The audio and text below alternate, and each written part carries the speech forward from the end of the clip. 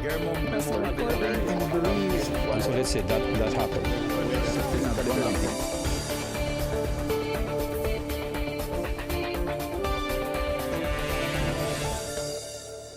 It has been an extraordinary year for us here at Great Belize Productions, Channel 5. We celebrated a milestone, 25 years of broadcasting. Our first newscast aired on December 9th, 1991. And since then, we have produced a host of award-winning stories and other programs that capture how our culture evolves, the talent of our children, our diversity, and most importantly, the progress of our nation. Looking back at 2016, many issues dominated the headlines, but tonight we have put together our top 10 topics that have impacted our national landscape.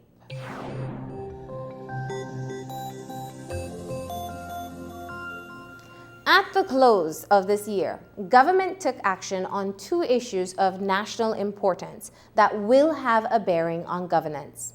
Finally, the United Nations Convention Against Corruption was signed on December 9th, while the Integrity Commission was named. In the case of the latter, there is still concern about one of its members who the opposition surmises does not qualify to sit on the body. It did not come about without a fight. It took civil society and or teachers to bring about overdue changes. The Chamber of Commerce lobbied hard, but the teachers abandoned their classrooms and took action. We shall not be moved. By high noon of this Monday, Belize's teachers and their supporters, by the hundreds and thousands, were marching solemnly along Bliss Parade, Constitution Drive, then up the central walkway to familiar, if not hallowed ground, the steps of the National Assembly in Belmopan. However, the day had started with showery weather conditions in the nation's capital, forcing the crowd to gather inside the Belmopan Civic Center only 100 feet or so away. But even that venue was too small to hold the mighty swell of green, so some had to resort to sitting outside under tents or taking shelter under the trees near the venue.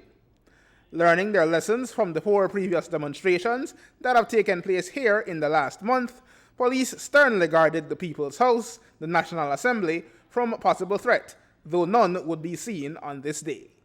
For Belize National Teachers Union President Luke Palacio, things could not have gone more perfectly. I think it shows that the Belizean people are serious about what they want in terms of good governance. We need to stand up for our country. We are seeing there's so many issues that are negatively affecting this country.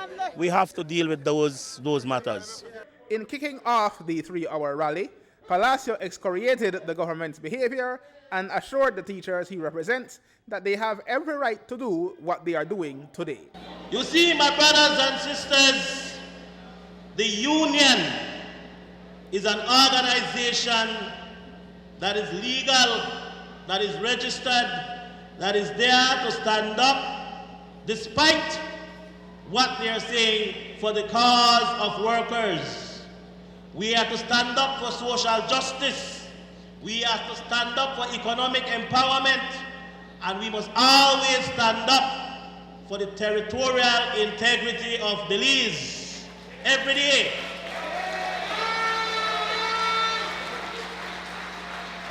And so when we see the pronouncements, when we see the types of pronouncements coming out of those persons who should be leading education in this country, then you can ask yourself the question and you can get the answer that we have people failing the education system at the top, not the teachers, not the union. The disconnect between the government and the people it represents is telling for Standard 1 teacher Francis Avea of Our Lady of Fatima School in Roaring Creek. Today is Service Day, and we look at the Right Honorable George Price. He's my hero. Living, though dead, I feel that he has fight and he has taught me how to fight. Many times we left Honorable Philip Goerson out, but I just wanted to bring him out today also. And so he's on my left side, and the Right Honorable George Price is on my right. And so then I have words at the back, one of George's favorite quote, and then one of what I think Honorable Philip would tell us to just keep on fighting and fighting. If you look at what I've done here, it's a map, and I'm saying I'm taking back my country. I just believe that I've been listening to the Prime Minister, and he's just lying and protecting. I'm fed up. I've gotten enough, and I have decided to take back my country at whatever cost. What is also clear is that the Unionists, and particularly the BNTU, represent a beacon of hope for those aiming to cut the government to size. One such person is Alfredo Ortega of the Belize Sugarcane Farmers Association. You know that the minister in charge of agriculture has always tried to break apart the organizations. Our association was one that fell under that rock. We were broken in 3 pieces, and they are trying to break us more and more and more. And who is benefiting out of that? It's only the government and the factory, BSI. I hope that doesn't happen with you teachers. Because the tactics of the minister or the ministries is to break apart all the unions and all the associations. Because not having people unite, they can do what they please to do. And it is very important that you as teachers do what you are doing. Let us take back Belize. Belize is for us. That sentiment was strongly echoed by a still stalwart George Fraser, former General Secretary of the BNTU. He said teachers had gotten enough of being made fools of. I'm glad we are seeing the thousands of teachers. There are other groups who are supporting, because we want to save our country before it goes to ruin. So the union is acting responsibly, as you heard the minister and the ministry telling people, the principals and managers, open a school. For what? Teachers know what's going on. You have insulted us enough, and it's time to take a stand. We are prepared to sit down and dialogue in good faith, including the BNTU proposal 22, which had to do with non-teaching staff of high school and sixth form. We will stand until they respect us and the will of our people. For freedom comes tomorrow's noon, arise. It's now clear that the battle lines have been drawn, and the union's familiar call of solidarity forever must become more than a slogan if their objectives are to be achieved. Reporting from Belmopan, I am Aaron Humes for News 5. A movement of people's power also stopped in its tracks seismic testing that conservationists argued would have affected the Barrier Reef system. A U.S. company was prevented from proceeding with testing following the outcry by San Pedro residents and conservationists in October.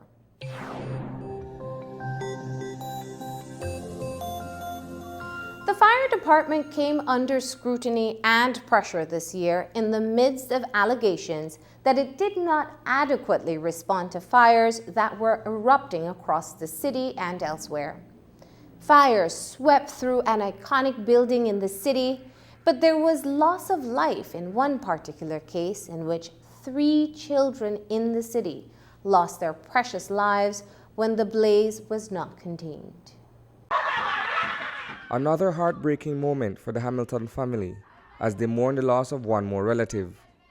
It's the 3rd consecutive tragedy they've had to bear over the past 6 weeks, lending credence to a belief that death does indeed come in threes. Melissa Hamilton, mother of 4-year-old Ian Sambola and 8-year-old Empress Hamilton, fell unconscious and has to be carried down a flight of stairs by her loved ones. The reality of having lost both of her children, as well as an 11-year-old nephew, to a deadly house fire a little over a month ago is too much to suffer. Her common-law husband is grief-stricken and emotionally defeated, yet somehow maintains his composure.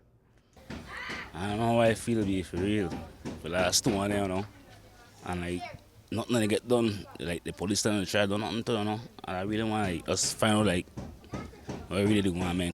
On the evening of October 4th, siblings Ian Jr. and Empress, along with their cousin Earl and Gabriel, were seated inside the living room of their wooden home on Aloe Vera Street. The kids were all watching television when an unnamed individual entered the residence, doused it with fuel and lit a flame. My baby, them innocent. We never made to do nobody nothing. We just gonna watch TV. And a monk suck off and know we had choke gas and light a match. For what? I don't know. I don't know what 4-year-old and what 8-year-old could do, and what 11-year-old. I don't know because I don't know. And I don't do nothing. The infant and his older sister, like their many relatives gathered here at the family home on Periwinkle Street, would have been front and center of a friendly game of marble, a hobby seemingly enjoyed by all the kids in the yard. Their grandfather, patriarch of the Hamiltons, is baffled by the absolute lack of humanity in such a senseless act of murder. How could a person just create the mind for walking in a house with some young children and watch TV, along with the mother and the brother and the father, the 11-year-old Aaron Gabriel will get born up, the first one who died. I want to ask that person, if you have a heart, if you have soul, what do you think about? It's a question that does not seem to have a direct answer, since whoever committed this dastardly act of cowardice remains on the lam. Elder sister Caroline Hamilton is inconsolable and joins her sister in mourning. Hers was the first child to perish in the fire. I watch my sister, the grieve over my 2 kids there. And all I could do was pray and ask God to help my little sister. Because she lost a lot of my little sister. Whatever she may have to do for raise for she kids there. And my year on, we struggle hard, we 2 sisters. We not disturb nobody. We not fuss with nobody. That alleged arsonist has brought great sorrow to this family. Upbeat that they were rebounding positively from a previous incident, which resulted in their home also being torched, this recent bout of misfortune has virtually crushed them. Feel lost, confused, hurt, broke up. My heart feel broken in so much peace. So many pieces. Despite a favorable prognosis several days ago, 8-year-old Empress Hamilton has also succumbed to injuries caused by third-degree burns which covered almost 90% of her body. Her mother is grateful to Shriners for all the effort that went into trying to save her children. All I could tell anybody, Galveston is the best hospital in the world. Good doctors, good nurse, they did their best for my kids. Like they were their own. They tried every medication that they know about, every treatment that they know about. Everything that they could possibly do, they did. Sadly, their utmost best wasn't enough. In an answer to the father's request for an update into the criminal investigation, Assistant Commissioner of Police Chester Williams admits that it's been a slow process. Our sympathy goes out to the family. We could only imagine what they are going through to have lost 3 kids over one incident. And I know that as a family, they are clamoring for answers from the police.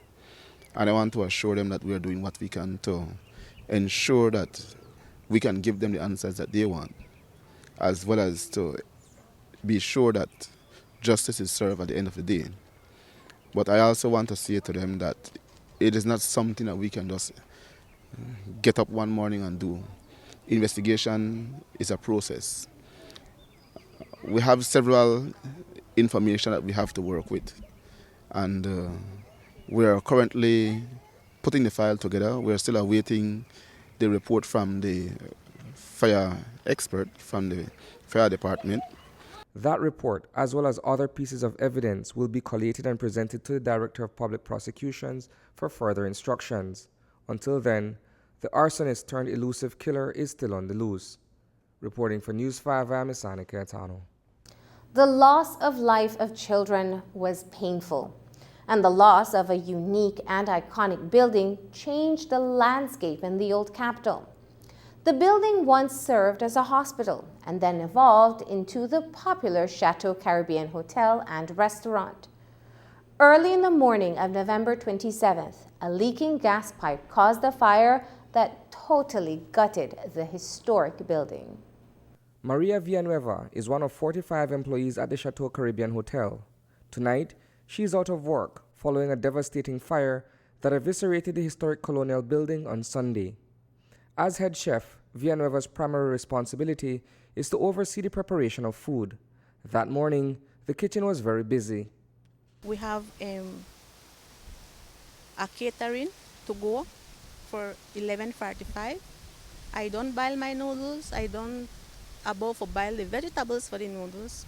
The other girls was putting we have a sweet and sour chicken. We have chateau beef. We may have fish and lemon garlic. We have all the egg rolls. We have that and the blueberry pie and the key lime pie.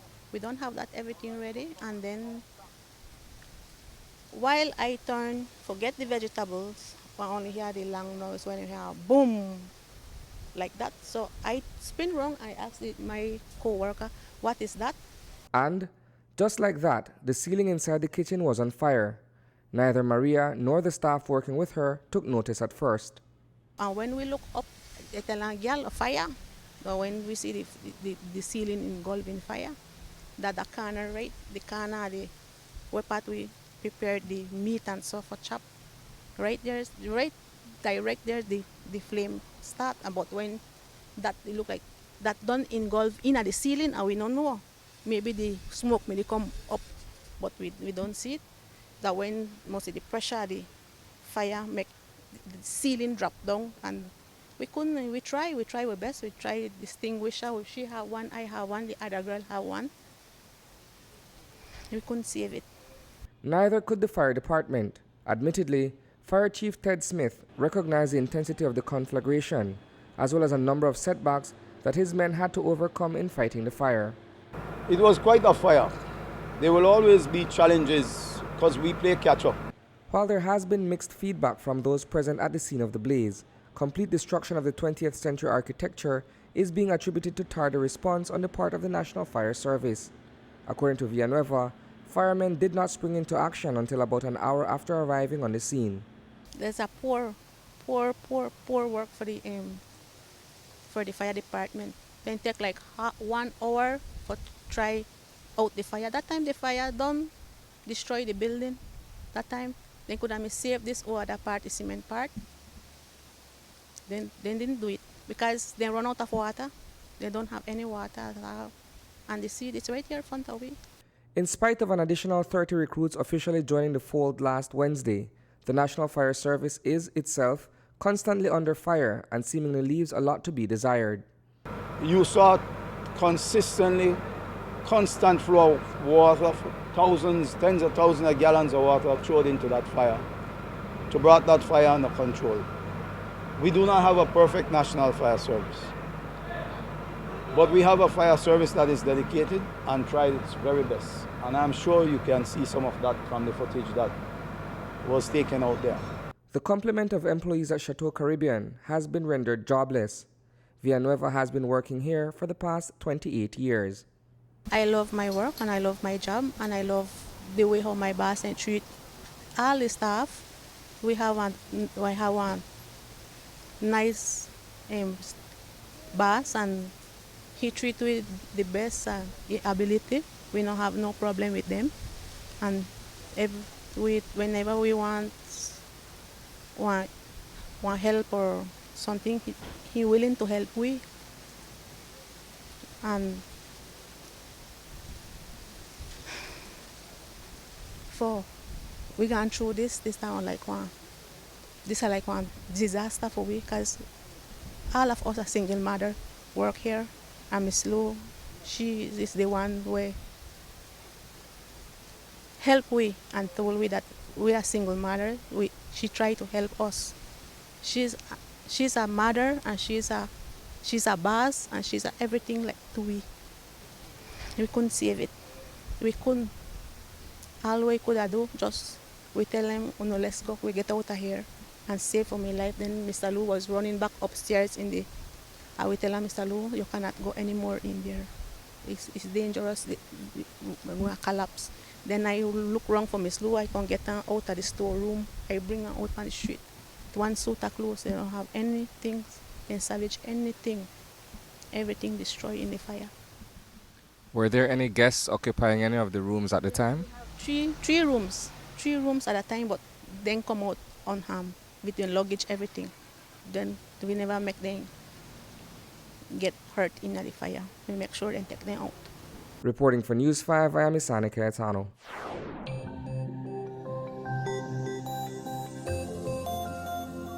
At this time, the murder count has climbed to record numbers. Bodies were found everywhere, and where they weren't, violence and crime were relentless.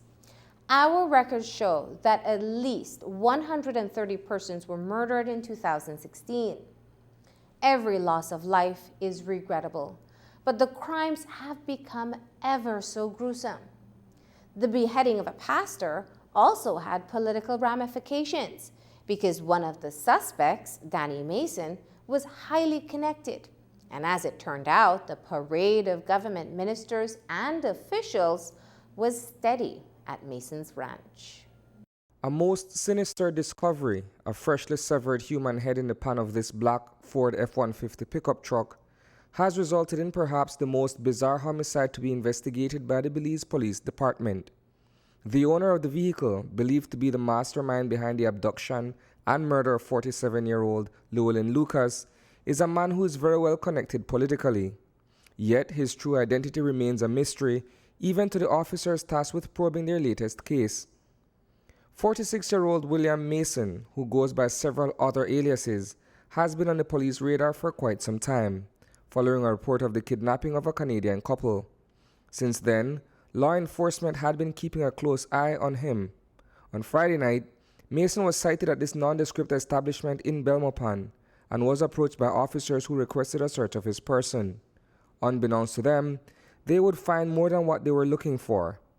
Acting Commissioner of Police Russell Blackett at a press conference in Belize City this morning.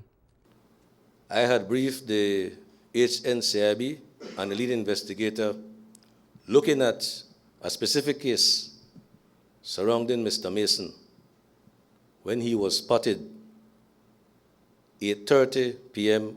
Friday in the city of Belmopan. The lead investigator was called in with the QRT from Belmopan. He was located at a bar in the city of Belmopan, and when a search was conducted, this is when we uncovered in a sack within a black color bucket the head of Mr. Lucas.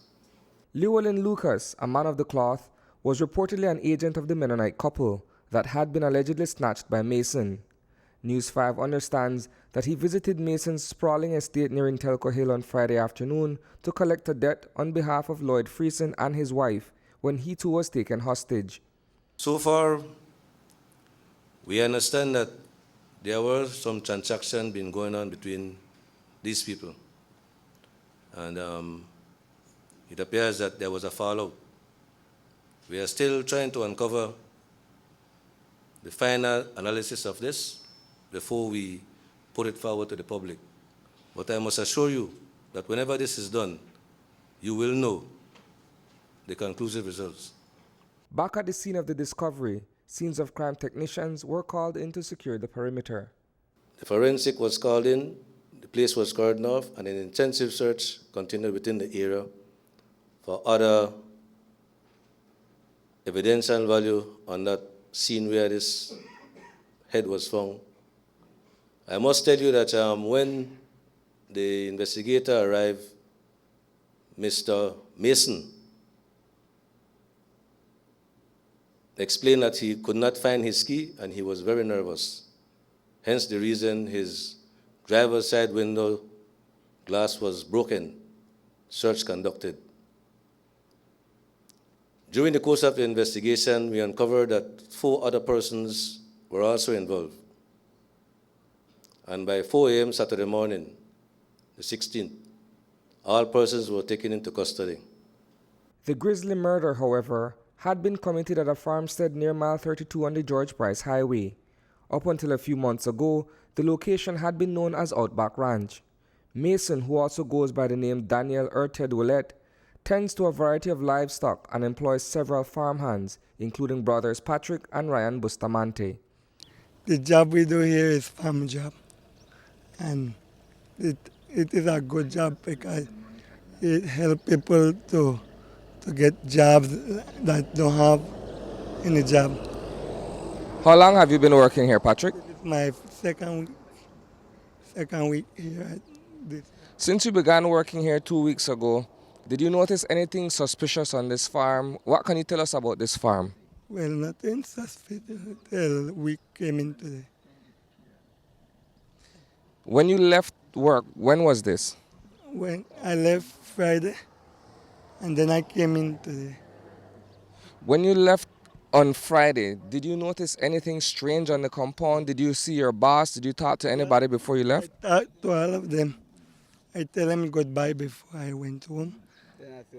And then they told us it was Monday. This morning, the siblings showed up for work, only to find that the farm was under lockdown by the police. While we were there, MIT personnel, accompanied by an industrial water pump, arrived at the scene. They were there to pump water out of a pond in an effort to locate a murder weapon.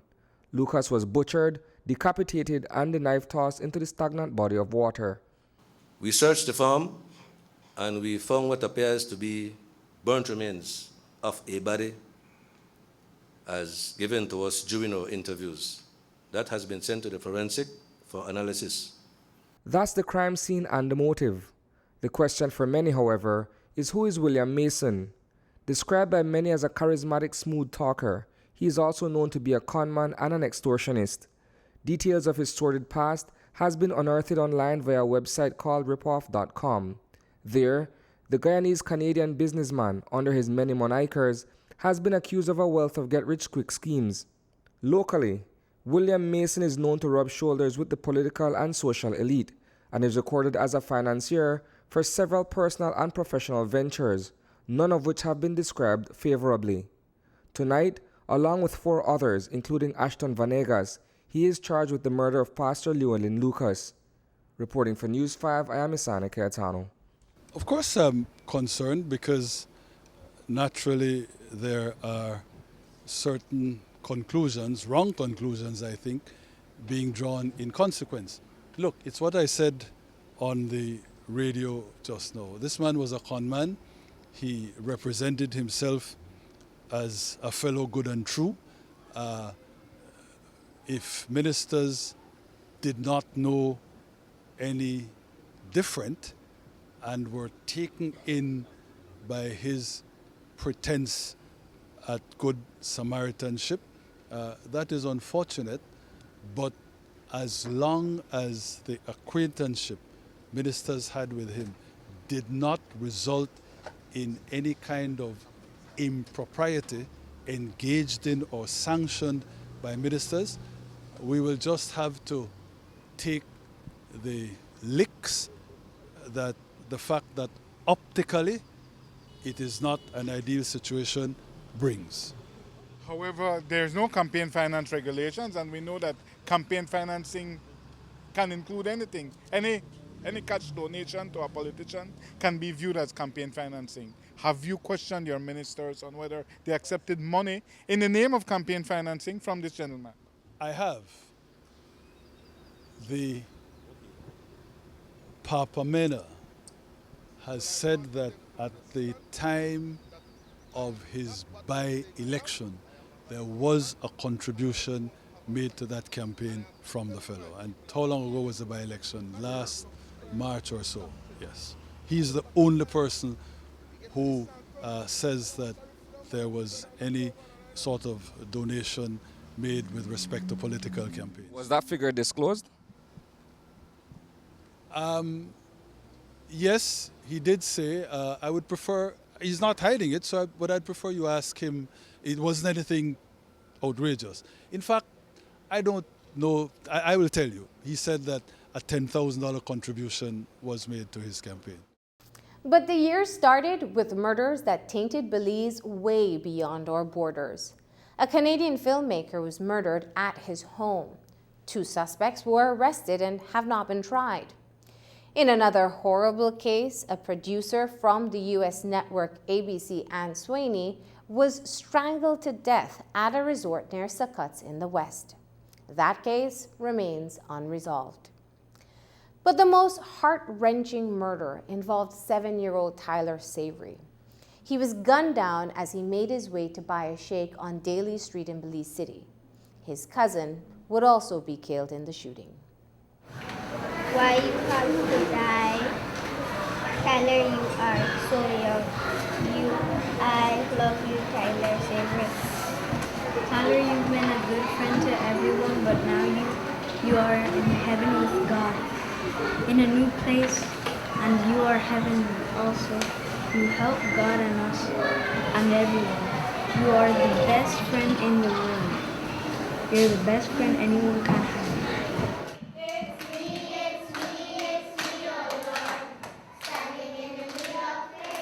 And we let them know that one of our students, Tyler, has passed away, but he's in our prayers, he's in our thoughts forevermore, no? What we did after that, he's a student presently in Standard 1. So we went to the individual classrooms and we spoke with the students from that particular group, and we had a counselor come in to speak with the children. Some of the children expressed how they felt, some of them were crying, and so it's just an emotional time here for us at St. Joseph.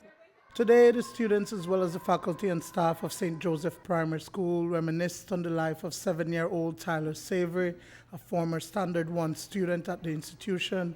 It came as a shock to many as the unthinkable happened shortly after classes on Friday afternoon. Around 4:30 p.m., the minor, who was en route to Moon Clusters to get a shake with his cousin Portion Pipersburg, was murdered in a drive-by shooting. Savory was hit once to the chest. The bullet exited through his back and he died on the spot. His mother, Shakira Young, despite several calls, remained in disbelief and rushed over to the hospital. Upon reaching the hospital, they told me that I'm not able to see my child, that the doctors are working on trying to resuscitate him.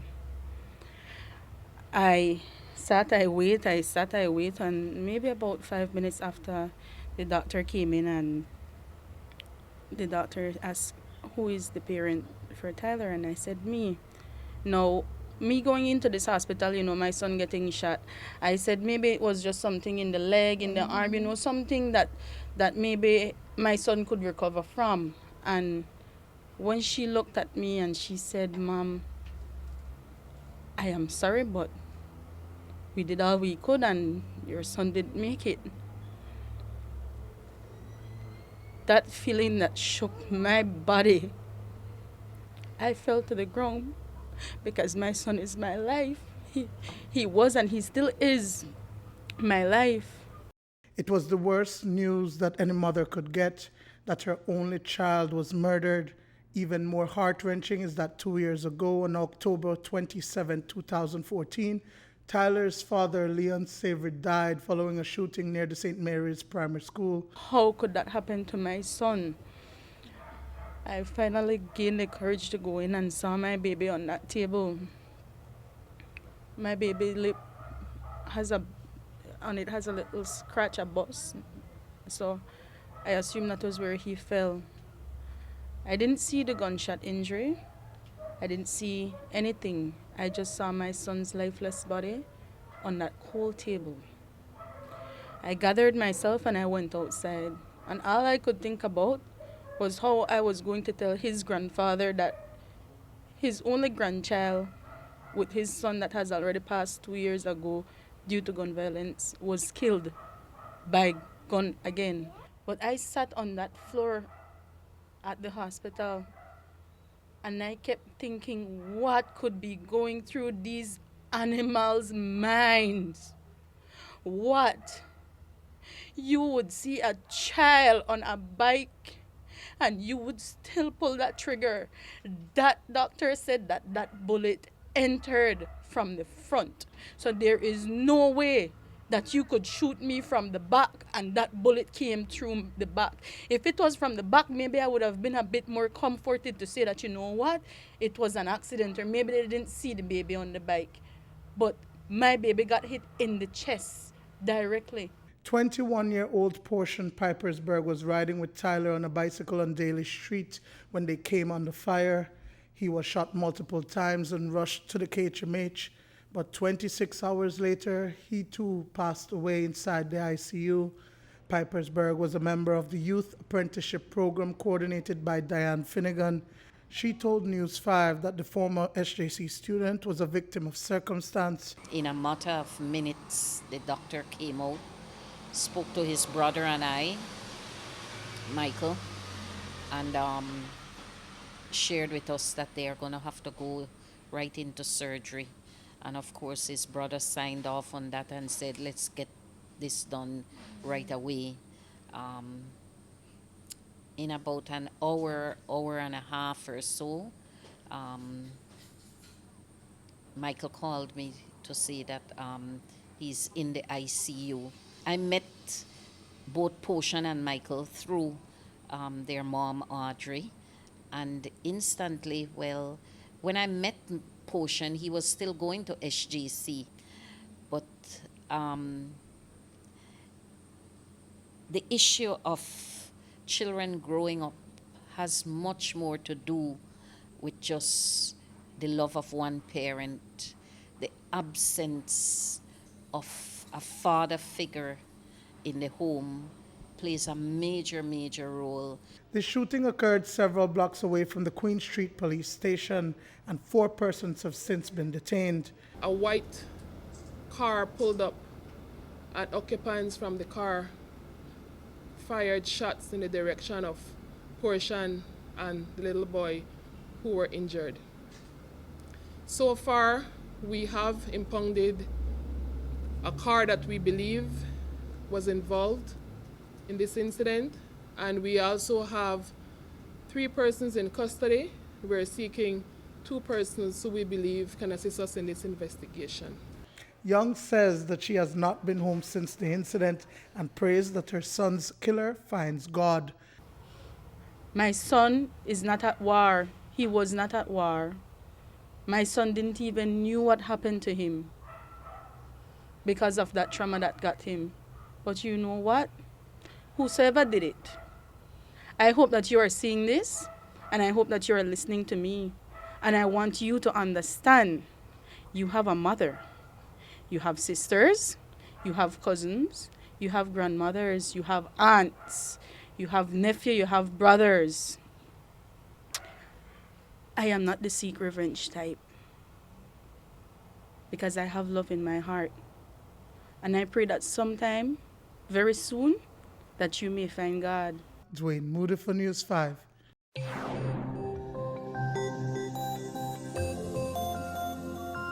It was a hectic year at the courts where hearings were dealt with and decisions handed down in a number of critical issues.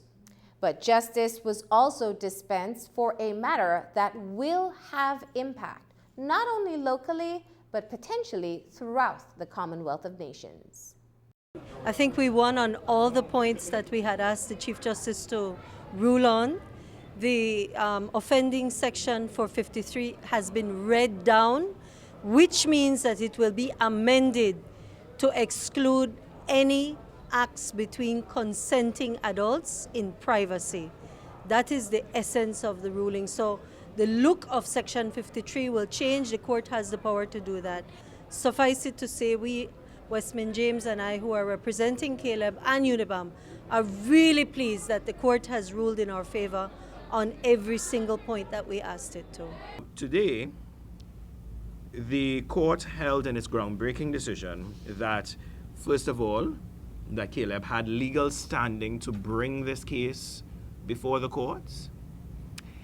Furthermore, that the court has the right to review legislation and strike down where it's appropriate to do so, or modify it where it's appropriate to do so. And then he found that Caleb's right to human dignity, privacy, equality before the law, equal protection of the law, and freedom of expression were breached. The court then read down the legislation to exclude consensual same-sex intimacy in private. I think the court went to pains to say that it did not include sexual contact with minors, and it does not include sexual contact with animals, and they are not the same.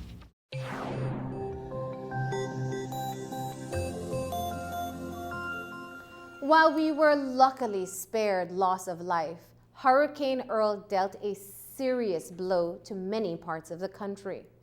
The Category 1 hurricane passed through Belize, bringing a downpour that caused flooding and packed winds of up to 80 miles per hour. Recovery was not as fast-paced, and affected areas took time to bounce back.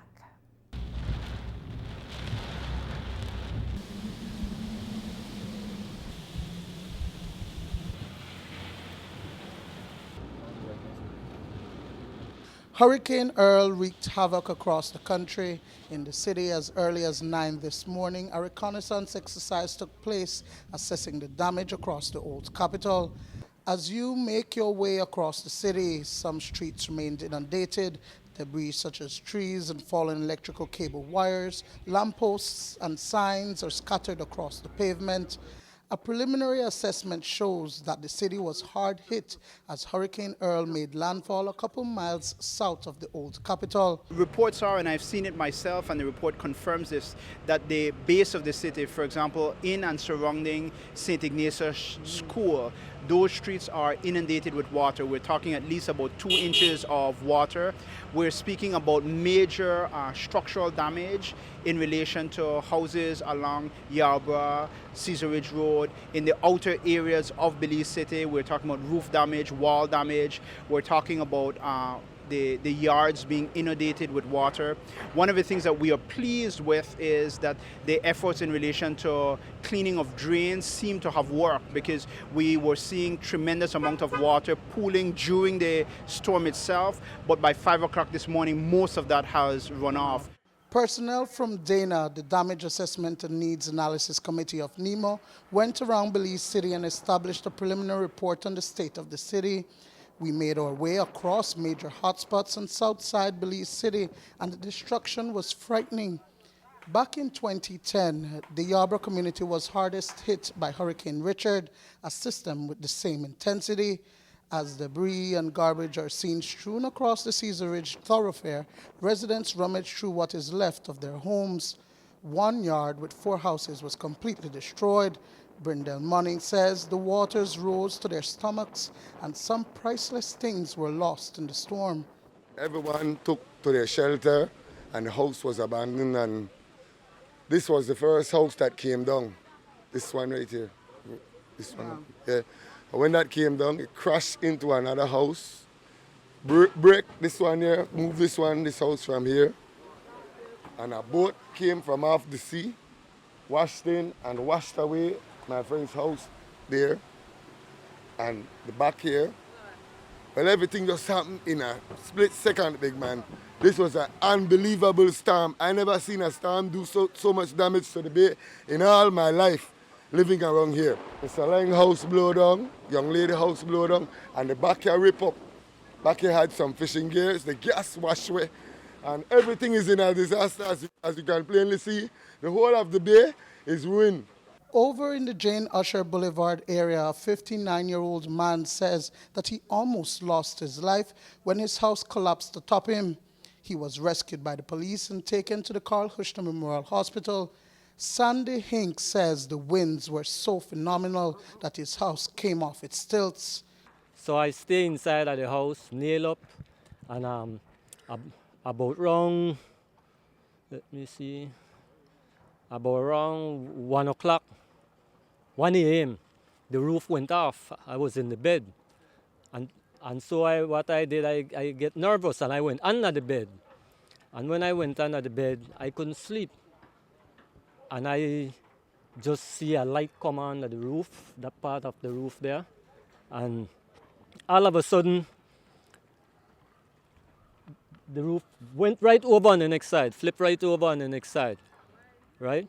Then I went under the bed after the roof flipped, right? Then what happened? The house started to vibrate. The whole wall collapsed on me while I was under the bed. It's a good thing I had my cellular phone and I called for 911 and I called my sister and my sister called Nemo. So the policemen, they take me out from under the bed and took me to the Carl Hitchner Hospital. Over 300 families live within the Holy Emmanuel Extension area, better known as the Gungulung. Illegal electrical wiring to power homes, as well as snakes and crocodiles within the swamp are very real hazards that residents are faced with. Apart from several houses, entrepreneur Kirk Davis of F&V Fruit Shop says that his source of revenue was damaged by Hurricane Earl. I never really expected for my shop to destroy, but these natural disasters does happen like this, and you always have to expect the unexpected, So right now it's just to try to rebuild my shop back and try to gather, my goods and my school bags and everything for my 6 children, because school will be opening in a very short time, in less than about 3 weeks' time. Water and electrical supply to most, if not all, houses were cut off as a result of damaged power lines and lampposts. Well, Councillor Willoughby is in communication with all the sister agencies that work with the government and the municipality, including the utility companies. One of the concerns, though, is that there are a significant amount of down power lines. I got a report that BL staff was out early this morning in terms of doing an assessment in relation to what needs to be done. I was told, I don't know this in terms of any confirmation, that certain transformers need to be replaced. Of course, those are equipment that needs to be either in storage or procured, so that we haven't gotten an ETA in relation to bringing on board electricity in Belize City. But the paramount concern always is safety. If you have down power lines, you don't want to turn on power in any particular area because you want to prevent against any fire or shock. Dwayne Moody for News 5.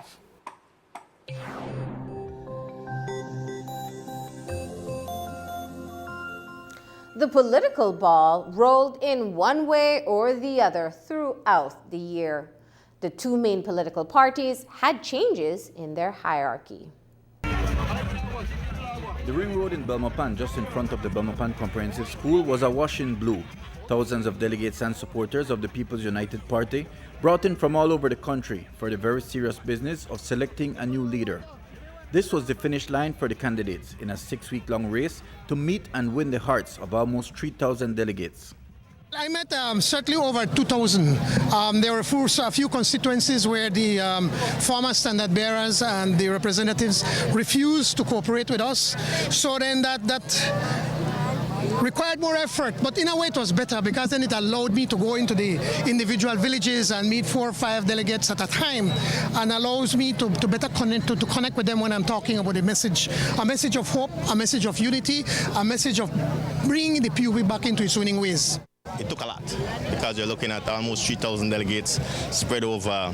We have 200 villages in this country. I wouldn't say they come from all the villages, but some of our delegates were in very remote areas. We had to dig deep. We had instances where a lot of our standard bearers were not as supportive as we expected them to be, and so we had to go find delegates on our own. It was exhaustive, but rewarding. You got to find. I say that because I learned a lot of things on this journey. We have had the good fortune of having tremendous support across the country from standard bearers, representatives. So that has helped us in terms of our machinery, north to south, east to west. And as you know, like the other candidates, we have been traveling across the country, meeting with delegates. We've had meetings with delegates as a group, and we've had smaller meetings with individual families. And so it's been a comprehensive machinery. And we feel very, very good and comfortable with what we're doing today and what we're going to execute today.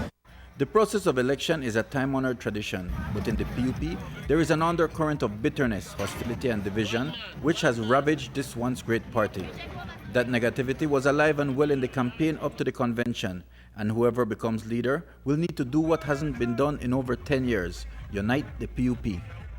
After this, my concern is to put put aside the acrimony, because let's not fool ourselves.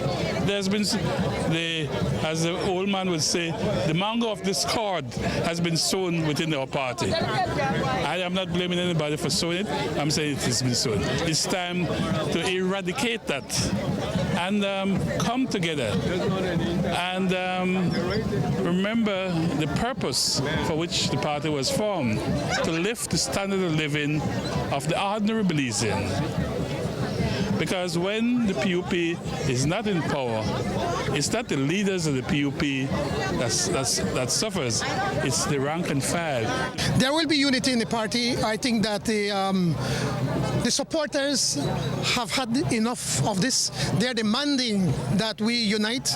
In every meeting that I had, meeting the delegates, be it individual or as a group, I've always had a positive message that we believe that we're one family, we're all good people, but that I am the right person to lead at this time. We have to, my brother, we have to. When we travel all over this country, that's the central thing our people want from us. They want us to come together, they want us to join hands, they want us to fight the UDP so that we can form the government. Because the vast majority of our people know that it's only with a PUP government that things happen positively for the majority of people in this country. It has been a negative and very, some would describe it as a nasty campaign. And indeed, we can't hide from that. It has in fact been that way. And I certainly regret that it has taken that tone. But I'm really confident, because everywhere I've traveled across the country, people make the point at the end of every discussion that we have, as robust and vigorous as those discussions are, people say, listen, after the 31st, we have to get together regardless of what the results are. We have to focus our attention and our energies on the UDP government. The actual voting process on Sunday was a mess, with delegates standing in line for up to 3 hours to cast their votes. It's a glitch that comes with this being the first ever convention of this size, with so many delegates involved. Polls were closed at 4, with candidates cautiously optimistic about the results. We feel good. We feel that we have brought out our delegates. I think it's going to be a close election. But we feel like we've done what we set out to do and executed our convention day plan. So we feel optimistic. We feel optimistic. Our constituency reports that we have gotten back are very positive. All our people have turned out. I can't predict, just like how you can't predict. This is a very tight race. Because it's 3 candidates, it makes the formula is a little bit more difficult to analyze. But I think at the end of the day, it's a good showing for PUP. I mean, and that's positive. I mean, we put in the hard work, but as we always said, no, I mean, at the end of the day, it is the people that make the decision, the delegates. We run a positive campaign, we run a good campaign, an energetic campaign, and now we just need to wait for the results. I feel good. I feel good. I started there feeling good, and I felt good all day, and I just have maximum confidence in the people, and we'll see what happens, man. 2,758 delegates had cast their votes when the final tally was taken. The counting took longer than it would in a general election, but by 7 o'clock, word had emerged that John Briceño and his slate had taken a commanding lead. Well, I've been getting a few updates over the course of the counting, and yes, the same updates you are getting is what I'm receiving as well, that the team of John Briceño is comfortably in the lead. I am not certain about that, my brother. To be honest, I've been getting some of the statistics from his side, but it's only for a few boxes. So at this point, you don't know who's ahead, you don't know who's winning? All indications are that, from what I'm hearing, is that, in some of the boxes, Honorable John is leading. But by 10 Sunday night, the official results were out. John Briceño had beat out Francis Fonseca and Cordell Hyde to return as leader of the People's United Party. For party leader, we have John Briceño, 1,122. Hey, please, this have to go in on my face. Okay. I'm not comfortable. I feel very crowded here. Yeah. Francis Fonseca, 917. Cordell Hyde, 673. I return for party leader, John Briceño, 1,122. I want to thank all of the people that came out to vote, and certainly both Honorable Francis Fonseca and Honorable Cordial Hyde were formidable candidates, and but the people have spoken. We respect that, and now we need to unite, we need to work, and we need to get ready to form the next government under our People's United Party. When the announcement was made, Briceño and his slate stood alone. Supporters of both Fonseca and Hyde were notably absent. Mike Rodon for Newside. John Saldivar's campaign claimed that he was a big deal, with support from most cabinet ministers, area representatives and caretakers. Patrick Faber's campaign was different. He claimed he was the real deal and that it was all about the base, as in delegates, and not about the number of cabinet ministers in your corner. On Sunday, who would emerge victorious depended on who you asked. From the early mornings, I have seen the activities from both parties, no? But definitely, you know that I have been with Patrick from the beginning and even before this came about, no? And I believe that his organization is great, and I believe that at this moment, what I have seen is that the delegates for Patrick are coming out in numbers, and I believe that at the end of the day, Patrick will be winning by between 40-65. That is my own personal guess. No? Basically, the base come out to vote in general election. That's when the base come out to vote. Today is an election of the leaders of the party, and John Saldivar have the leaders of the party out here today voting for him.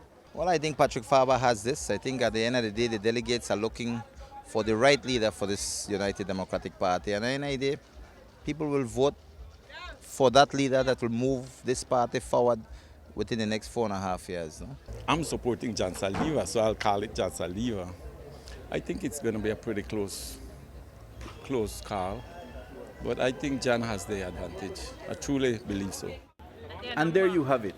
No real idea early on of who would win. This particular convention was closed with a specific amount of delegates representing each constituency and party committees. For the purposes of this convention, there are 589 delegates who are on the list to vote this morning. What happens is that the poll opens at 9 o'clock this morning. Open at 9, so we're going to conduct the taking of the polls from the delegates from 9 until 2 o'clock. And then those delegates who do not show up at 2 o'clock, then we have alternate delegates who will be taking their positions. Both candidates were confident of victory. Very, very great start to the day. You know, last night we had a dinner dance at the Biltmore, and we had in attendance over 360 delegates. So that was a good indication of where things are going to go today. We started off this morning, breakfast and a mini parade from the headquarters with our delegates. And the spirit has been high. In fact, you can hear them in the background now, still out there. The first amount of voters in the line were, of course, for the Patrick Faber camp. And we will continue to execute our operation throughout the course of the day. Well, about 500 or so have already come out to vote, so we have another 89 to vote. I feel very good about the returns that we are getting. I feel very good about those that showed up at our command center at the Y earlier today. And from those numbers, I feel very comfortable. It had to have relied heavily on the leaders of the constituencies that were supporting me. They have given a tremendous help. They have shown that their delegates, their base is still with them, and today that showed up. It may have showed up during the campaign, but it was absent on convention day. Counting started just before 3 o'clock, and within 20 minutes, the announcement was made. At least according to a majority of delegates, Patrick Faber was indeed the real deal, and the big deal wasn't such a big deal after all. Of that 584 ballots that we counted, we had the Honorable John Saldivar with 248 votes, and the Honorable Patrick Faber with 336 votes. But firstly, I want to thank the base of the United Democratic Party. The delegates of the constituencies and the other elected officials and officials of the party for believing in me and for believing in the kind of leadership that I offered that, of course, put the people of this party before the ministers of this party. A direct jab from a victorious Faber to his cabinet colleagues who supported Saldivar in the convention. Mike Rodon for News 5. Judas Espat of Cayo South remains outside the House of Representatives due to a brouhaha with the Speaker. He was removed from the lower house by security forces, and up until the end of the year, he remains under the Speaker's suspension. By the close of the year, there was a second reshuffle of cabinet. The Attorney General and Minister of Natural Resources, Vanessa Ratridge, called it quits. Michael Perry-Feet assumed the post of Attorney General, and the Prime Minister took on the so-called bed of corruption, the Ministry of Natural Resources. Retired nurse Laura Longsworth emerged as House Speaker.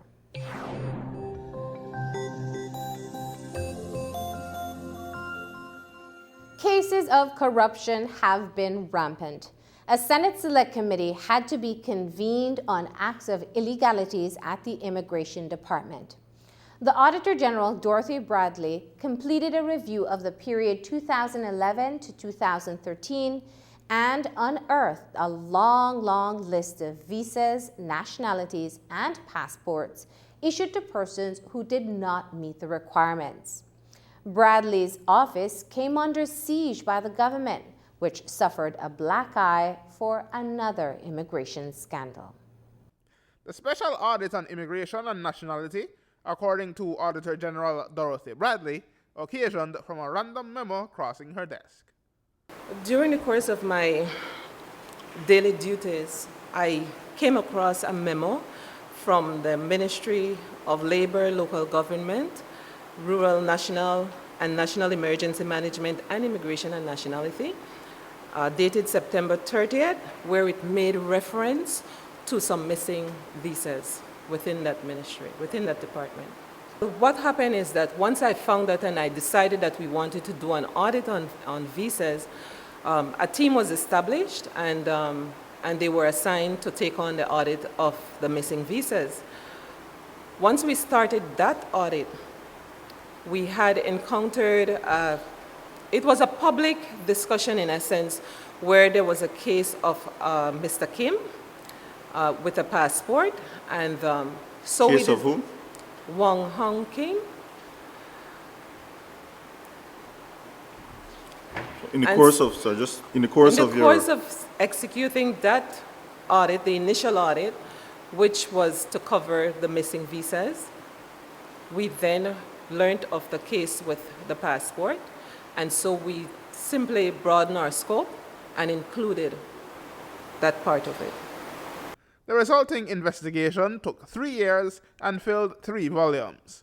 It lists many names of many persons, high and low, entangled in the April 2011 to September 2013 alleged grand hustle of immigration certificates, passports, visas, and related documents. It is now the task of Chairman Aldo Salazar and members Dr. Carla Barnett, Eamon Courtney, Mark Lizarraga, Ashley Rock, and Elena Smith to sift through the many allegations and help to determine what went wrong at the department and why and what, if anything, can be done to stop it. But according to Bradley's testimony, what is on display reflects only the tip of the iceberg. You state in your opening, in your summary, executive summary, that this audit reflects a small percentage of the total findings because of the volume of actual findings. Can you give us an idea of how small this percentage is? This percentage reflects a 25%. 25%. So of 1 year activity. Sorry? 25% of a 1 year activity, because we did 2 years, so it's 25% of 1 year, which would equate to something like maybe 3 months. 3 months.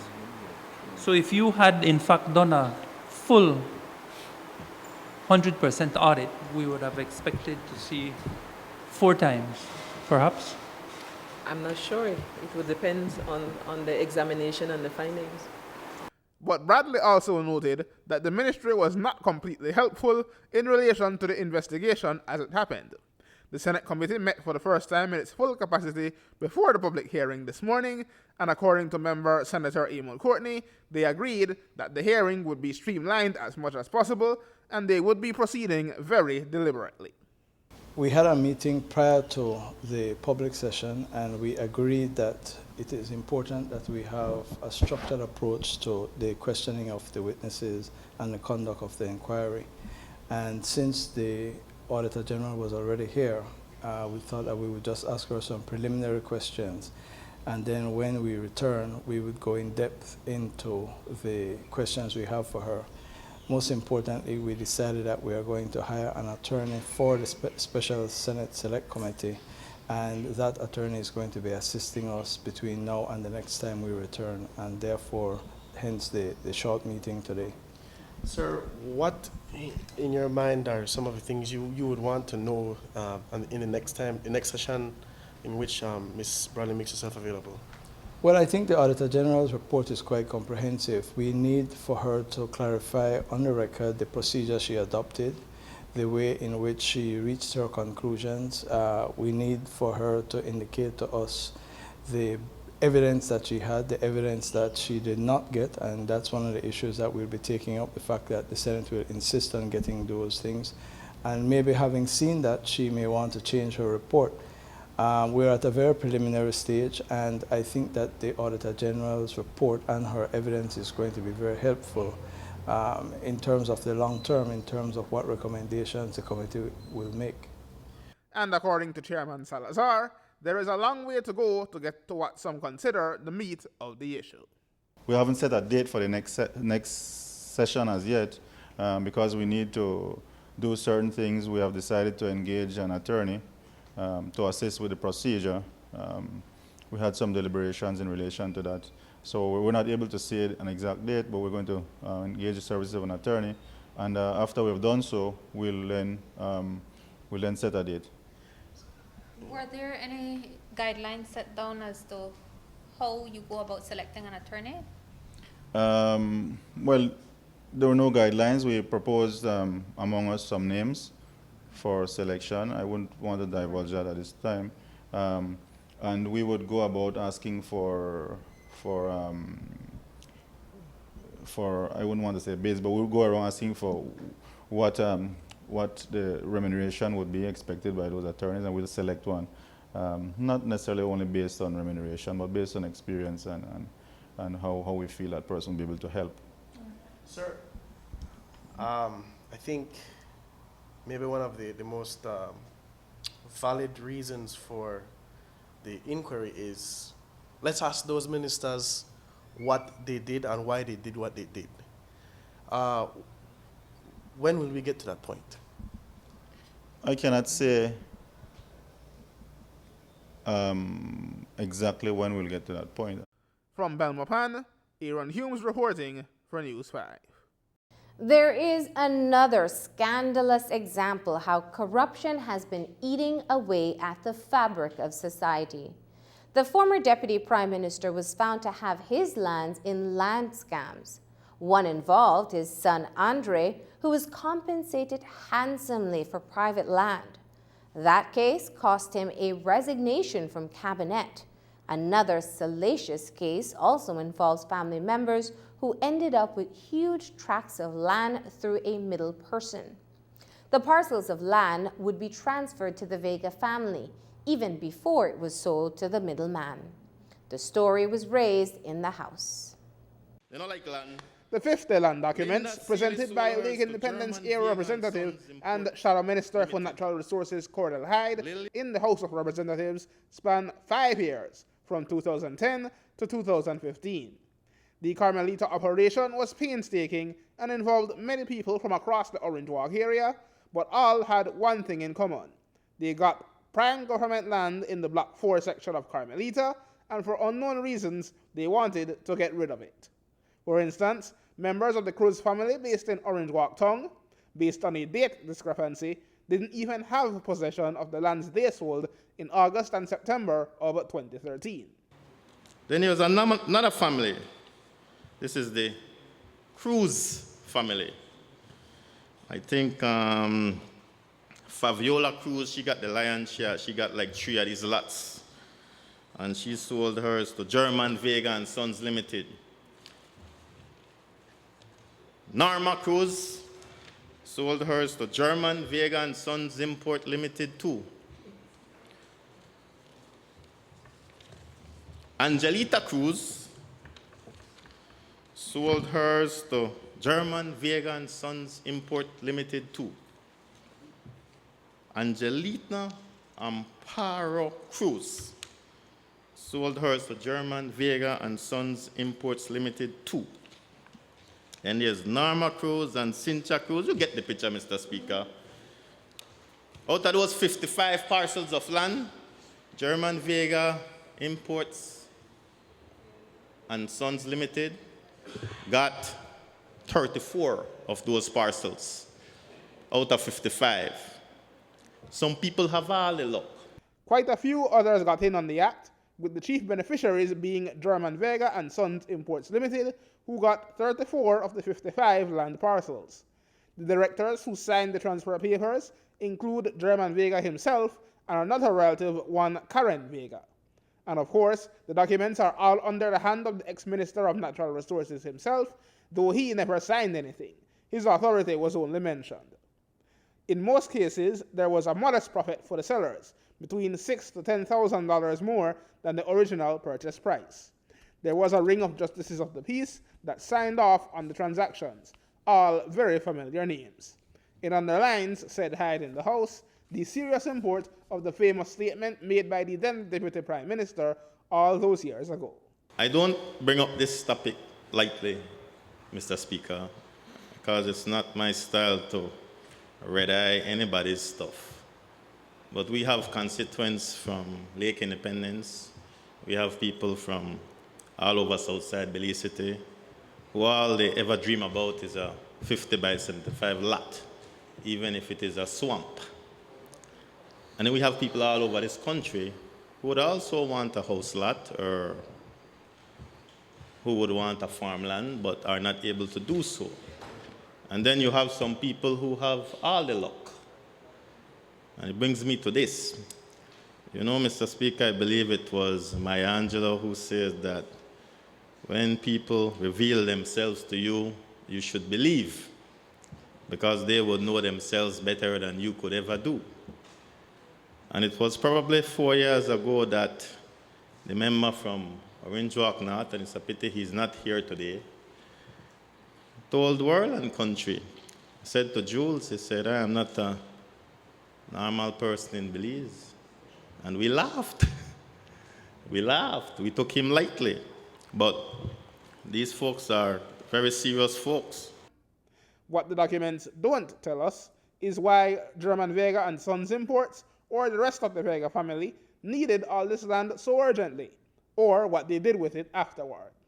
Carmelita, located at the entrance to Orange Walk, is a bustling village, but most of its development is located on the other side of the Philip Golson Highway from where the land is located. But Hyde said that the very curious nature of how quickly the lots were sold, even the ones where interest had not even been acquired prior to its sale, demanded answers. People of Belize need to know what's happening, or what has happened, why it is that they can't get a little lot. I am just stating for the record. That's all I'm doing. No. And if the minister did nothing wrong, then so be it. But all I am saying is this. How is it that you end up with 50 lots adjacent to each other, and all the persons who got those lots then turned around and flipped them? Yes. Is it that they don't like land? Is it that all 50 persons suddenly got sick? Or some misfortune befell their family? Or someone in the family got sick and they had to all sell the land? That is some strange, crazy coincidence that all 50 persons from the north got the lands, paid $2,400 to the government, then turned around within weeks, within months, and then flipped that land to 3 Vegas. That's all I'm saying. Will the government and the Vegas take heed? Aaron Humes reporting for News 5.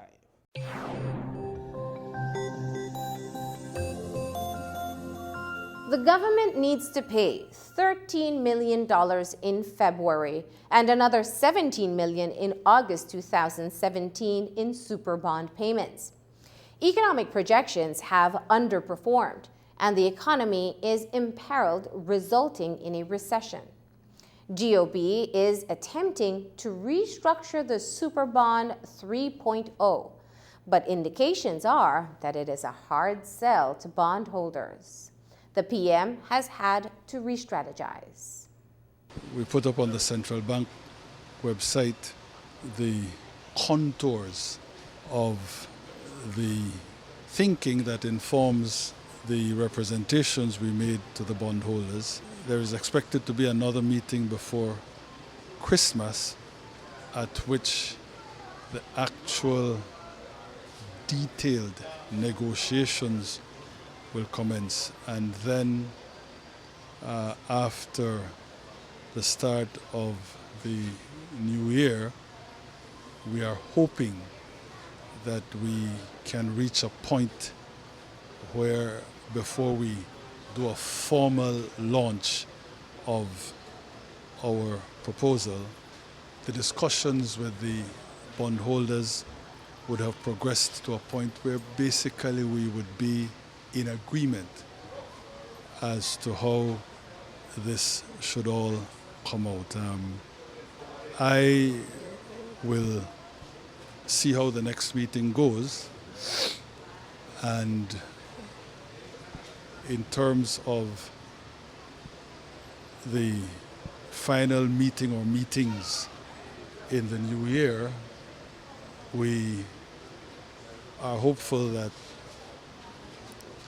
we should have reached a point where we'll be able to wrap this thing up, certainly in time for the finalization of the budget here and before the next interest payment on the bond is due. So that's what we're looking at, that's what we're working on.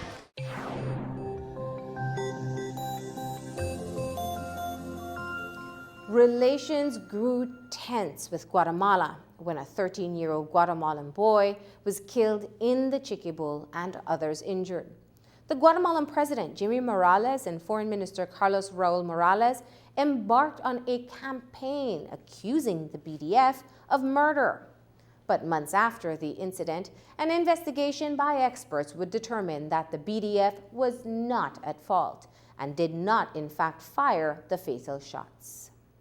An independent investigation commissioned by the Organization of American States into the shooting death of Guatemalan national Julio Rene Alvarado Ruano has concluded. The incident involving the 14-year-old minor occurred on April 20th within the area of the adjacency zone overseen by Belize. The deadly confrontation between the illegal farmers and the local law enforcement patrol took place in the El Zapote region of the Chiquibul National Forest. As previously reported, Carlos Alfredo Alvarado Ramirez and his two sons were allegedly returning to his village in neighboring Guatemala when they encountered Belize Defense Force personnel and a team of rangers attached to the Friends of Conservation and Development. While the sequence of events varies based on information given by both parties, it has been ascertained that as many as 31 rounds of different calibers were fired during the violent exchange. Ruano was struck twice in the neck by a .22 caliber round and twice to the left shoulder by pellets from a 12-gauge shotgun. While the BDF team fired 9 rounds, only 3 shots from their standard issue M4 carbine, none of those 5.56 caliber rounds found their mark on the deceased or any other persons, debunking allegations made in the Guatemalan press that Ruano was killed by the BDF. Newly appointed CEO in the Ministry of Defense, Felix Enriquez, spoke briefly on the OAS report.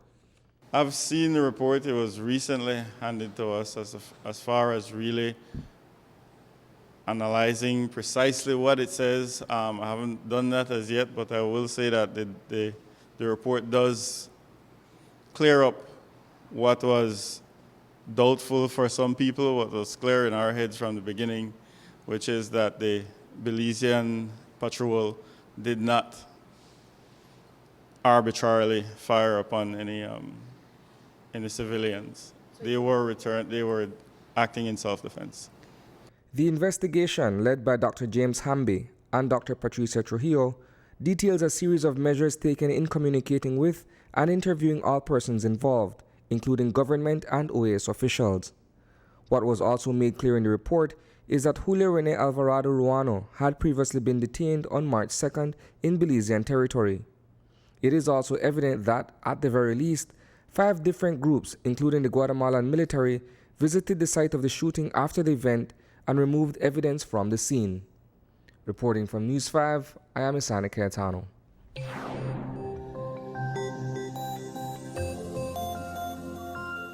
The Sarstoon remains a burning and vexing issue.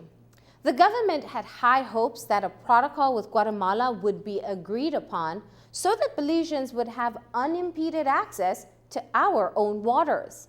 But that has not happened. During 2016, various incidents threatened the security of our own citizens who embarked on expeditions in the Sarstoon. The words "respete el protocolo" have become part of our vocabulary. The Belize Territorial Volunteers were constant in their quest to bring attention to the issue. A News 5 crew tested the new realities in the area where the Guatemalan military now has a reinforced military presence. An expedition by SATIM was recently escorted by Guatemalan armed forces. Is there a unilateral Guatemala-enforced Sarstoon protocol being revisited that Belizeans are unaware of? A recent encounter involving a team of rangers attached to the Sarstoon and Tamash Institute for Indigenous Management and personnel from the Guatemalan Armed Forces seemingly echoes a growing belief that there exists an unspoken set of codes being imposed by the government of President Jimmy Morales. On Thursday, stewards of the Sarstoon Tamash National Park were on a routine patrol of the forest when they were approached by Guatemalan soldiers. Yo quiero que entiendan todos, ¿no? Bueno, el protocolo dice que si ustedes son militares, los militares tienen una entrada especial por parte del gobierno de Guatemala. Ajá. Ellos piden permiso, no hay problema, a ellos se les escolta. Ajá. Solo institución militar. Oh. No pesca, no área protegida, nada. Nada. A menos de que ustedes vengan, pidan que los escolten, porque ustedes están viendo sus bosques acá. ¿Me entienden? A ustedes se les va a acompañar. Ah, bueno. We have been conducting monthly patrols now for quite a while, and this patrol was no different than the others. Except after doing the patrol on the Tamash River and embarking on the Sarstoon River patrol, we stopped at the forward operating base and informed them of our trip. They gave us permission and we commenced. About a kilometer from the base, GAF intercepted us. And in that exchange, GAF calmly and clearly stated that there now exists a protocol. And that protocol means that we can no longer travel the river unaccompanied. We need to get permission from, what I understand, their foreign ministry, but through our foreign minister asking permission from them. That episode comes on the heels of another chance meeting between members of the Belize Defense Force and the Guatemalan Army. Foreign Minister Wilfred Elrington spoke succinctly on that encounter. I had heard very briefly that there was an incident. As a matter of fact, I think I was coming back on Saturday with the general. Both of us were abroad and we met in Miami, and I think he had mentioned briefly of an encounter, but he said that it was dealt with immediately and very, very positively. All he had to do was to contact the general commanding the Guatemalan Army. Curiously, that is not the case with civilian traffic. As it pertains to monthly SATIM patrol, permission has to be sought and granted prior to any excursion into the area.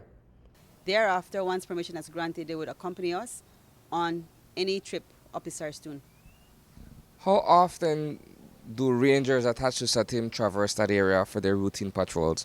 We try to do it every 4 to 6 weeks, depending on the weather, because this last, we've had a rainy season, and it really makes walking within the park difficult. And even if we go up the Sarstoon, going from the river inland is difficult with all the water. So 4 to 6 weeks we try to go up. While park rangers are simply traversing the Sarstoon River for the sole purpose of overseeing the vast protected area, there are apparently others on the other side of the border who are intent on further disrupting an already delicate situation. Just like in Belize, you have people in Guatemala who would really want to see this matter spiral out of control. I don't know why Belizeans would want to do that, because the consequences can be very, very grave, but I get the sense that there are people who would want to see that happen.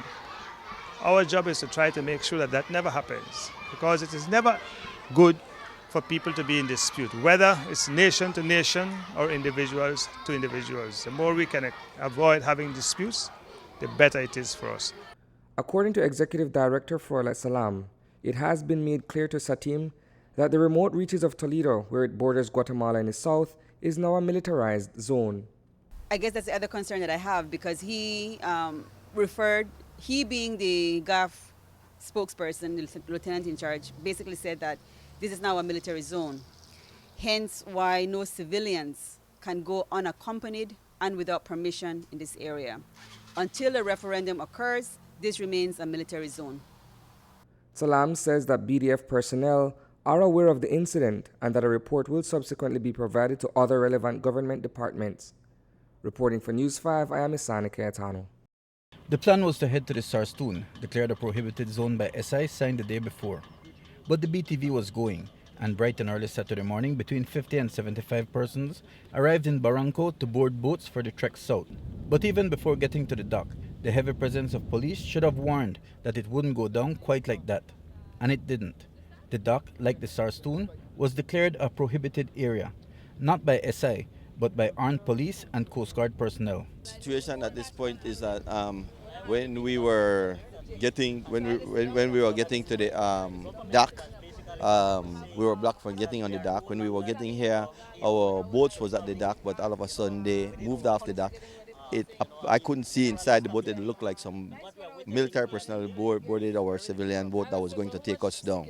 All right, we received information yesterday that the Coast Guard will be required to conduct safety and security operations somewhere between Punta Gorda and Barranco. We understand that the BTV had plans to depart Barranco in vessels. This is the Coast Guard responsibility to ensure that those vessels were seaworthy. We commenced operations this morning. So far we have detained 3 vessels, all for maritime safety offences. Those 3 vessels were detained and taken back to Punta Gorda. The offences ranges from fire extinguisher, lack of life jackets, no seaworthiness certificate, no master's license, and we cannot allow those vessels to sail with that amount of people unsafe. And that is exactly what we did this morning.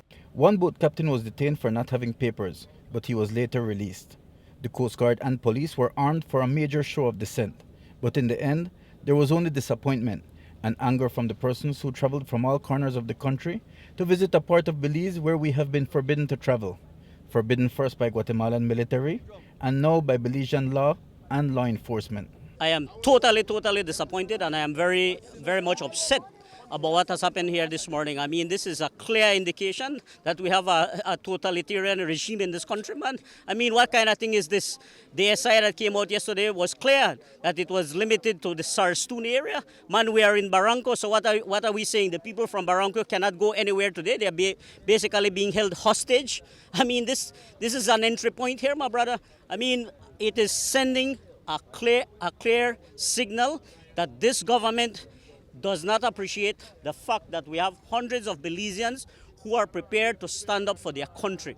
At a time when, the government should be saying, Belizean people, come together. Let us stand up and unite for our country. Basically, what it is doing is demoralizing and really dividing our people. And I'm very, very disappointed at this, Mike.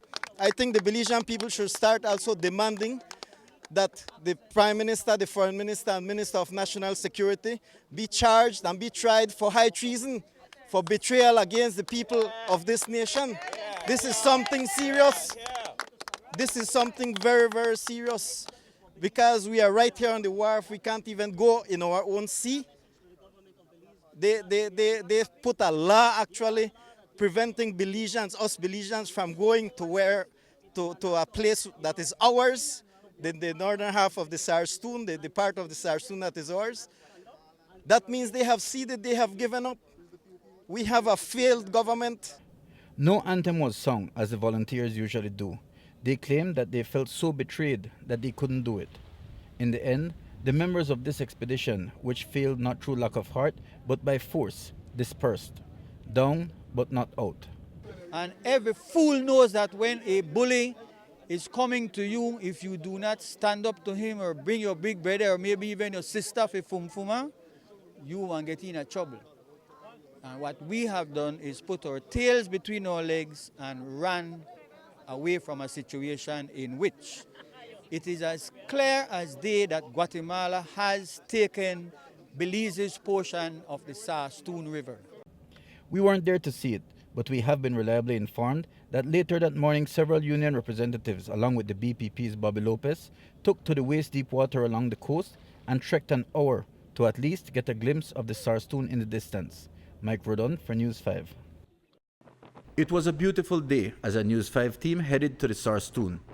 We wanted to be the first to go into that previously volatile and even potentially dangerous river.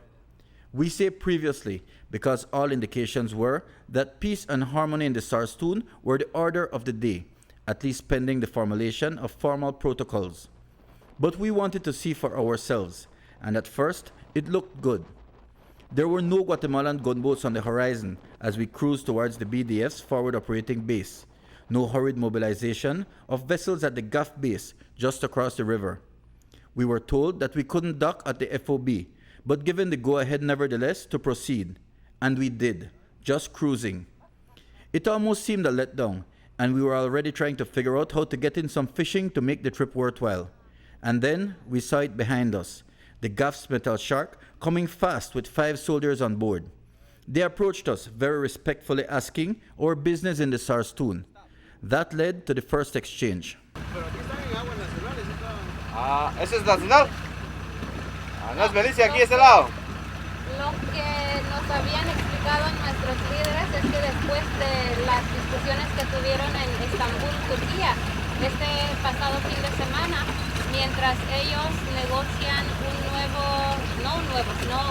protocolo para el Sarstoon, entonces hay libre acceso a ambas partes, a ciudadanos de ambas partes. Entonces nosotros somos medios de Belice, de 3 medios, de hecho, entonces venimos a verificar si ese es el caso. Entiendo lo que usted dice, lo que pasa como es una situación que se acaba de dar ahorita, pues esa es un área que no está definida. Entonces, me gustaría que si ustedes vienen acá, pues nos avisen y hacen el procedimiento, toman fotografías, igual la autoridad de nosotros viene, prensa de nosotros y todo, pero sin ningún problema ni nada, ¿verdad? Perfecto, no sé si algo más les puedo ayudar. A ver, pero para ser claro, ¿qué exactamente nos estás diciendo? ¿No podemos proceder? Sí, seguir sobre el río no, pero sí pueden tomar las fotografías, ustedes pertinentes. Ustedes quisieran más información, pero yo no soy la autoridad competente para dárselo, lo que ya tendría que ser mis líderes o mis jefes que les podrían dar la mayor información. Tomar fotografías, ¿dónde exactamente? Por ejemplo, si nosotros queremos ir alrededor de la isla, ¿podríamos o...? Mire, yo tendría que tener autorización para eso, entonces igual se me va a consultar y me autoriza. Dijeron que mientras se discuten, se negocia este nuevo acuerdo para cómo van a proceder en esta área, entonces hay un acuerdo informal que ambas partes, ciudadanos y militares de ambas partes, pueden usar el río libremente. Entonces, si ustedes necesitan verificar esto con alguien, podemos esperar. Sí, okay. The metal shark stopped a couple of 100 feet off while the senior officer on board checked with his commander. It didn't take too long before they returned, still respectful but firm. We were in Guatemalan waters and we would have to leave.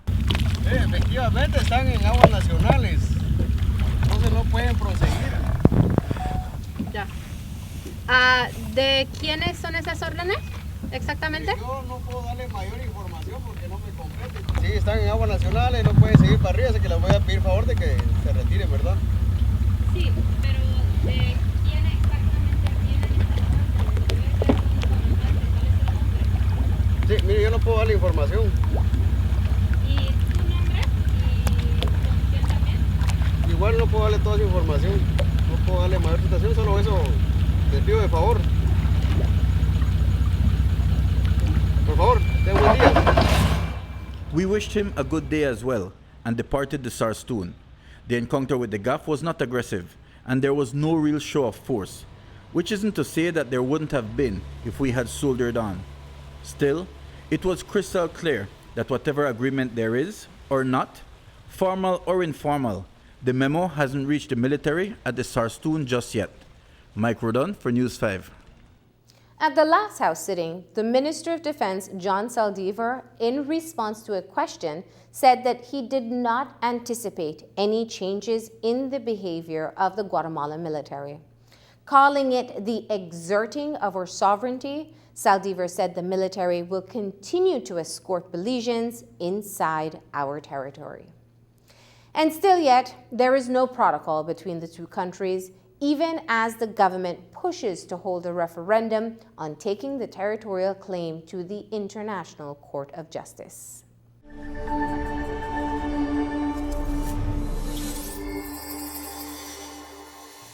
And we end where we started. This year, Great Belize Productions Channel 5 turned 25 years. What an awesome privilege it has been making and recording history with you, our faithful viewers. We continue to build our local content, and in today's world of instant communication, we keep growing our presence on social media to share the latest information with you as it becomes available. We look to the future with great optimism, and we commit to continue to bring you programs of the highest quality that are truly Belizean. Here's a look back at some of our favorite moments we have shared with you.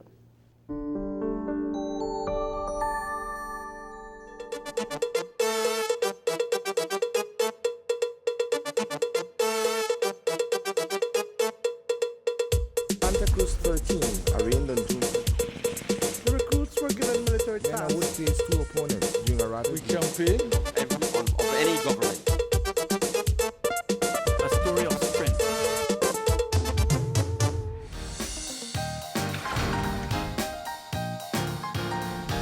Good morning. Welcome to Open Your Eyes. Start your morning right. Wanted to exclusively breastfeed. In terms of inclusion of everybody, looking at... We make one cereal. A lot of restaurants now selling cereal. You know, Yeah. It make me very proud, boss. I still smile from your cheek. And baby, I... Good night and welcome once again to your favorite Monday night show.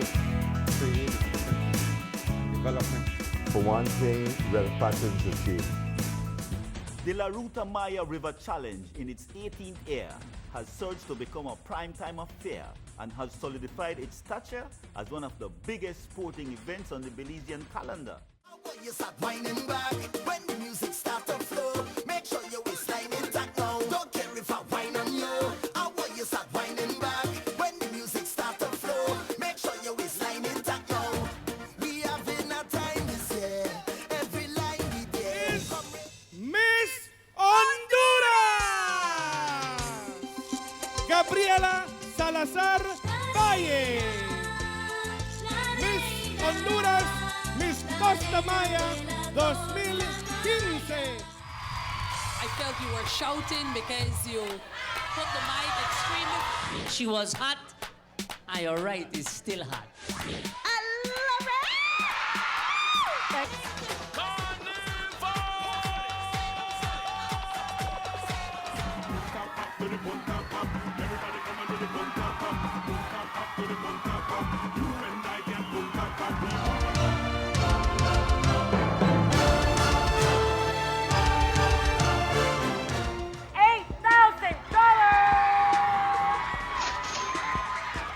I want to leave it and keep me cash back. Oh my God.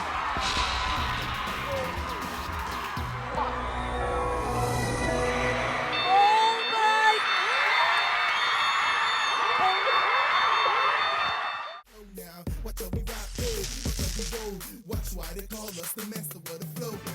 If you want it, you already got it. If you thought it better be what you want.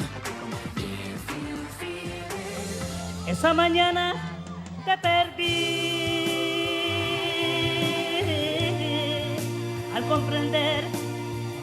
deja paz. Me dijo te amo, me dijo mentiras. Una piedra del camino, de mi destino, era rodar y rodar. The moonlight, like shining on you, like shining on me. Feel the sparks that will ignite our flame. That is so cool. Awo, awo. Kayo.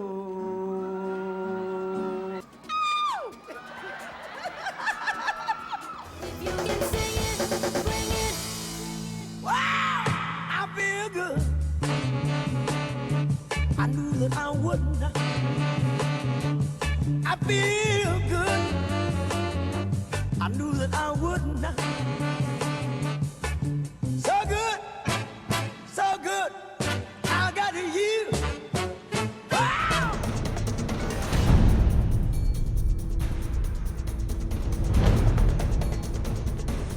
I'm hearing two young men trying to throw somebody under the bus. And we're going to therefore have two eliminations today. Jaime and Steven, you will lead the program this evening.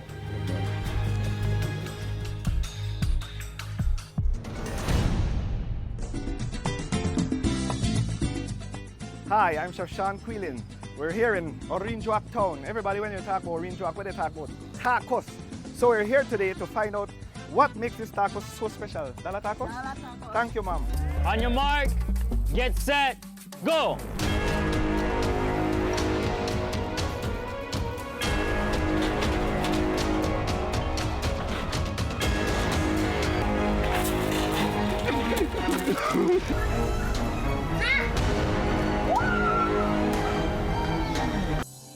I'm Elmer Figueroa. And I am Nisi Arzu. This is our wedding diary.